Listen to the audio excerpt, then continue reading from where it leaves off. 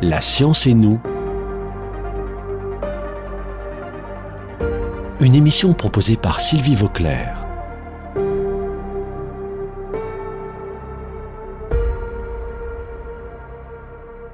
La médecine a fait des progrès considérables en quelques dizaines d'années, en symbiose avec la physique, la chimie, la biologie.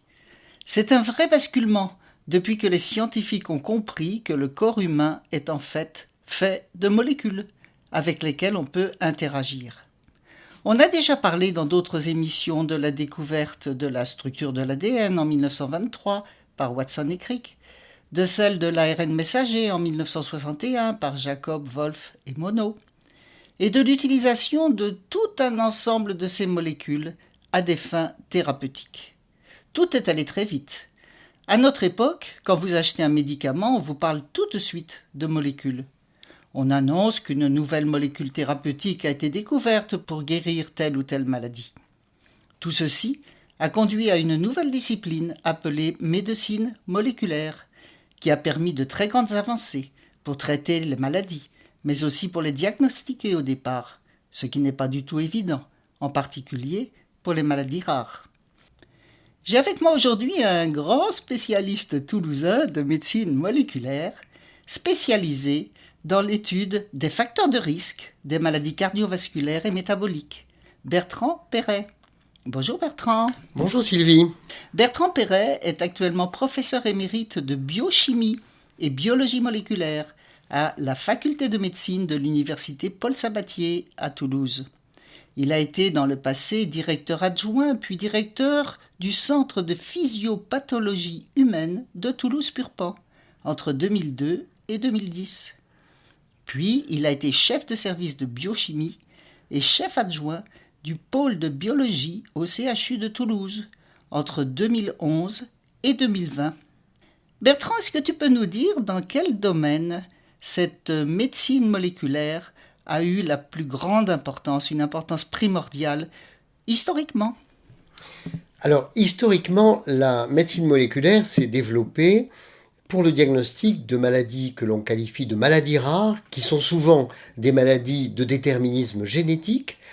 Ce sont des maladies qui surviennent lorsque un patient va être porteur de deux copies d'un même gène, ces deux copies étant altérées, la copie d'origine paternelle et la copie d'origine maternelle, ce qui explique un petit peu la rareté d'un certain nombre de ces pathologies. Et ce sont des maladies très souvent avec des traductions cliniques assez lourdes, qui ont largement bénéficié du diagnostic moléculaire. Je crois que la première fois que ce terme a été utilisé, c'était pour le diagnostic de la drépanocytose en 1949.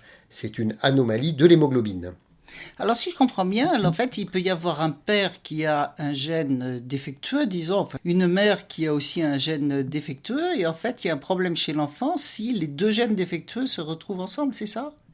Alors, on est dans le cas finalement assez répandu dans les maladies génétiques de pathologies qui sont dites récessives, c'est-à-dire qu'elles vont s'exprimer effectivement lorsque le patient est porteur de deux copies du gène qui sont altérées, alors que les parents, s'ils n'en ont qu'une seule copie, eh bien, ne vont pas avoir un phénotype clinique patent, tout simplement parce que le gène qui n'est pas altéré va permettre la synthèse de protéines normales et de compenser donc la fonction du gène qui, lui, est altéré. Par contre, quand les deux copies sont altérées, on voit l'expression de la maladie chez l'enfant. Alors, ça n'est pas toujours le cas. Il y a des pathologies génétiques pour lesquelles, eh bien, on dit qu'on a affaire à un trait dominant, parce que même quand on est porteur d'un seul gène altéré, on va avoir l'expression d'un phénotype clinique.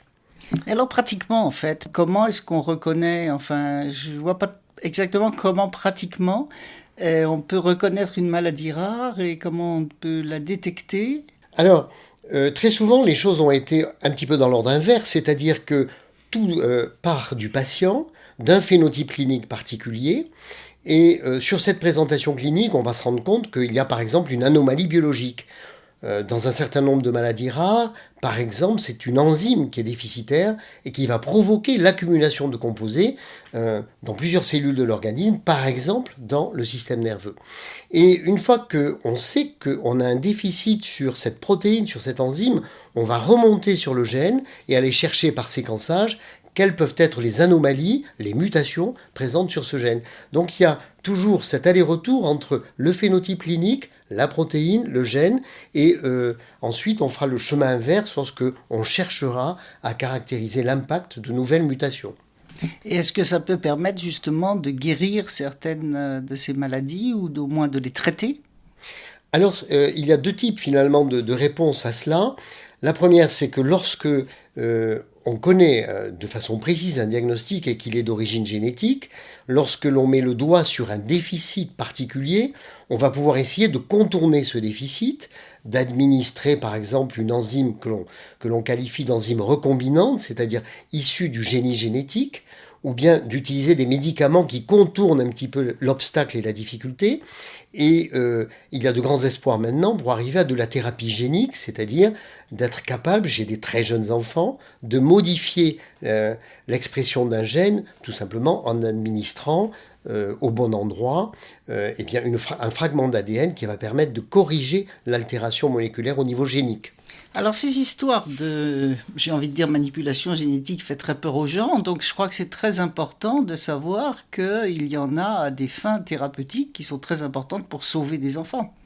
Oui, tout à fait. Personnellement, je suis au courant de quelques protocoles qui ont intéressé la communauté française et notamment certains praticiens du CHU de Toulouse. Il faut savoir que ce genre de protocole est évidemment extrêmement encadré, demande une participation très active des patients et des familles, et que le cadre légal est extrêmement rigoureux, ce qui est normal. Mais dans certaines pathologies qui sont très lourdes et qui conduisent à des déficits potentiellement très handicapants, effectivement, c'est une source d'espoir que de voir se développer des protocoles de thérapie génique, oui. Et alors, pour les maladies cardiovasculaires et les questions de cholestérol, moi ça m'intéresse beaucoup, le cholestérol, est-ce que tu peux nous en dire quelques mots? Alors tout à fait, parce que bon, c'est un de mes domaines de spécialité, mais effectivement on peut dire que on est progressivement passé des maladies rares à l'utilisation de la médecine moléculaire dans le cas des maladies plurifactorielles beaucoup plus communes. Pensons par exemple au diabète qui touche 6% de la population générale en Europe. Pensons aux maladies cardiovasculaires et métaboliques qui sont souvent caractérisées par exemple le fait qu'on a des dépôts de cholestérol dans les artères qui vont les boucher progressivement et qui peuvent conduire un jour à un infarctus du myocarde, dans d'autres situations à par exemple un accident vasculaire cérébral.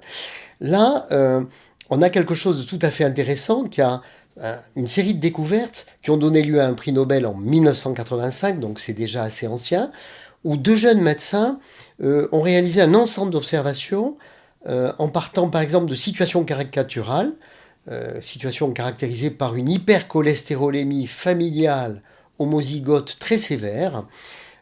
Excuse-moi, homozygote, ça veut dire, encore une fois, avec le patient porteur des deux copies du gène qui sont altérées, et ces patients se présentent avec des dépôts lipidiques un tout petit peu partout, alors que ce sont de jeunes enfants, et une prédisposition aux maladies cardiovasculaires qui est extrême, et ces maladies survenant lors de la deuxième décade de leur vie.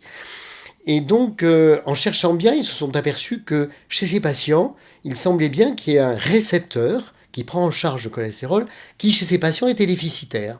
Alors, ils ont ensuite un tout petit peu généralisé leurs observations à l'exploration d'autres patients qui souffraient d'hypercholestérolémie familiale, mais hétérozygote, c'est-à-dire qu'ils avaient une hypercholestérolémie moins franche, avec simplement un des deux gènes d'origine parentale qui était altéré, et ils ont à nouveau exploré un tout petit peu la fonctionnalité de ce récepteur, et puis ils ont généralisé leurs observations à des tas de hypercholestérolémie beaucoup plus communes, pour lesquelles le déterminisme génétique n'est pas du tout évident, c'est plutôt des conditions, on va dire, de problèmes de régulation, d'interaction avec l'environnement qui sont impliqués, et ils ont comme ça abouti à une série d'observations qui ont permis d'expliquer à quoi sert ce récepteur, quels sont les phénomènes de régulation qu'il met en jeu dans les cellules, quels sont les mécanismes qui régulent l'expression de ce récepteur.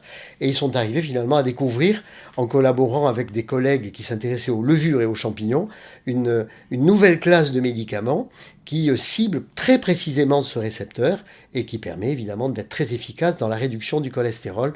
C'est la classe que l'on appelle aujourd'hui les statines. Voilà donc un impact majeur, on va dire, par rapport à une population qui est extrêmement importante. J'ai l'impression que l'impact, en fait, c'est justement ça, de cibler, non ? De cibler précisément d'où vient la maladie. C'est ça qui aide à traiter la maladie ? Tout à fait. Et c'est vrai, évidemment, de beaucoup de maladies. Connaître bien le déficit moléculaire, c'est permettre de définir le plus intelligemment possible, en tout cas avec le plus de connaissances, la cible thérapeutique et les moyens d'agir dessus. Et je crois qu'aujourd'hui, un champ d'investigation, et d'application, concerne le cancer ou les cancers. Parce que, et je crois qu'à Toulouse, on est très bien placé d'ailleurs avec tout ce qui se passe autour de l'Oncopole sur le site de l'Anglade, qui est un centre d'excellence. Mais très clairement, lorsque l'on présente une tumeur, ça peut tout à fait arriver dans de multiples conditions, on caractérise évidemment l'organe qui est atteint et le grade de la tumeur. Eh bien aujourd'hui, on va plus loin et très souvent, à partir des biopsies, on va chercher les empreintes génomiques, c'est-à-dire que on sait qu'à l'origine de bien des processus cancéreux, on a des anomalies de gènes qui vont se mettre à coder pour des protéines qui interviennent dans la régulation du cycle cellulaire, dans la prolifération des cellules, et ces altérations géniques vont faire que ces cellules vont se mettre à proliférer de façon anarchique. Eh bien, lorsque l'on connaît à peu près les gènes qui sont impliqués, si l'on peut détecter des mutations, eh bien on sera en mesure de préciser tout à fait le diagnostic de ce cancer. Ensuite, il faut savoir qu'un certain nombre de cancers résultent aussi de remaniements géniques, c'est-à-dire que certains gènes se recombinent entre eux et vont permettre l'expression d'une protéine anormale qui là aussi va faire proliférer les cellules. Et donc lorsqu'on a ce genre d'empreinte génique dans une tumeur, là aussi c'est un peu bingo, on a un élément diagnostique supplémentaire. Mais non seulement diagnostic, ça veut dire que on va en quelque sorte définir les traitements les plus adaptés pour contrecarrer l'action de cette protéine ou de son activité. Et donc ça c'est tout à fait important parce que en ce qui concerne les cancers, on va de plus en plus comme ça vers une approche personnalisée et ciblée en fonction de ce que l'analyse moléculaire nous a appris. Eh bien tout cela est très porteur d'espoir. Merci Bertrand pour cet éclairage sur un sujet qui nous intéresse beaucoup puisqu'il s'agit de notre santé. Je crois que tu as encore beaucoup de choses à nous dire sur ce sujet de la médecine moléculaire, en particulier l'apport de l'informatique pour la compréhension de toutes ces maladies et pour leur traitement. Nous allons donc en reparler la semaine prochaine si tu veux bien. Au revoir Bertrand, à très bientôt.